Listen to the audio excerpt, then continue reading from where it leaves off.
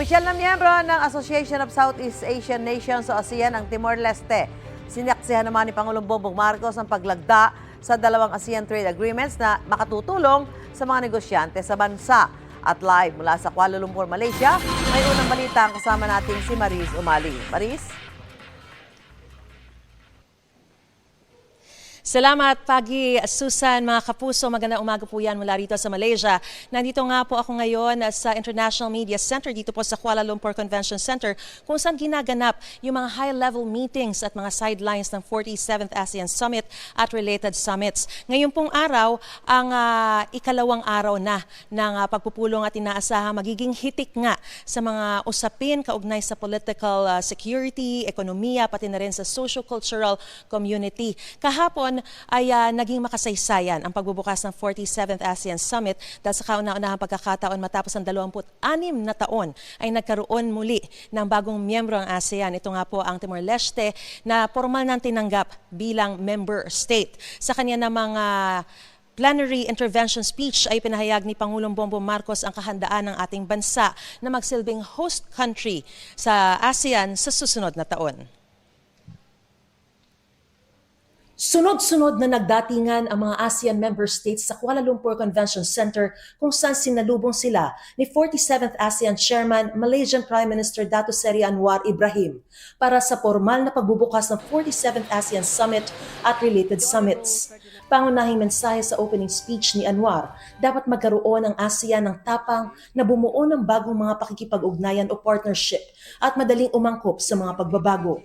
Across regions, we see rising contestation of growing uncertainty. These crosswinds test not only our economies, but our collective resolve to keep faith in cooperation, to believe that understanding and dialogue can still prevail in a divided age. Formal na rin tinanggap bilang ika-11 miyembro ng ASEAN ang Democratic Republic of Timor-Leste na 2011 pa nag-apply. Sinundan niya ng customary handshake ng ASEAN. Naging emosyonal pa sa isang punto si Prime Minister Kairala Shanana Gusmao. For the people of Timor-Leste, this is not only a dream realized, but a powerful affirmation of our journey. Our accession is a testament to the spirit of our people, a young democracy born from struggle. Sa isang Facebook post, sinabi naman ni Pangulong Bongbong Marcos na makasaysayang yugto ito para sa Southeast Asia. Ang pagpasok daw ng Timor-Leste sumasalamin sa sama-samang hangarin ng rehiyon tungo sa pagkakaisa, pagtutulungan at kaunlaran.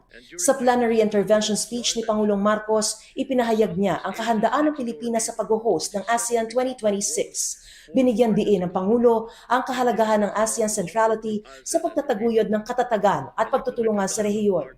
Nakatuon sa practical, inclusive at measurable initiatives ang pag-host ng Pilipinas sa ASEAN sa susunod na taon. Patuloy na pagsulong sa legasiya ng ASEAN.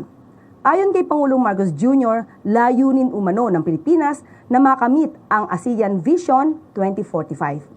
Sa sidelines ng summit, sunod-sunod din ang pulong o bilateral meeting ng Pangulo sa mga lider ng Cambodia, Thailand, Canada, Japan, European Council at United Nations. Kabilang sa mga pinag-usapan ng ugnayan ng Pilipinas sa mga bansang nakapulong nito, kabilang sa aspeto ng political security, turismo at ekonomiya.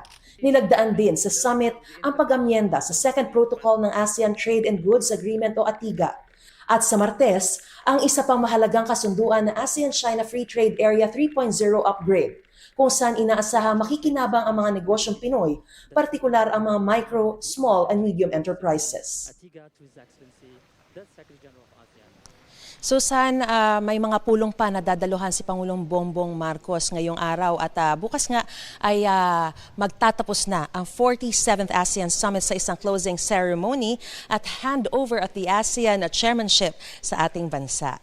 Maraming salamat, Maris Umali, live mula sa Kuala Lumpur, Malaysia. Gusto mo bang mauna sa mga balita?